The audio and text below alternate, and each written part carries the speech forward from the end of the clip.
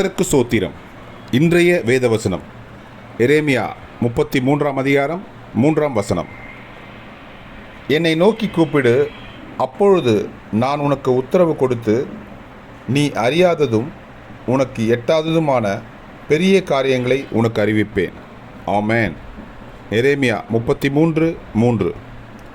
என்னை நோக்கி கூப்பிடு, அப்பொழுது நான் உனக்கு உத்தரவு கொடுத்து, நீ அறியாததும் உனக்கு எட்டாததுமான பெரிய காரியங்களை உனக்கு அறிவிப்பேன். ஆமென்.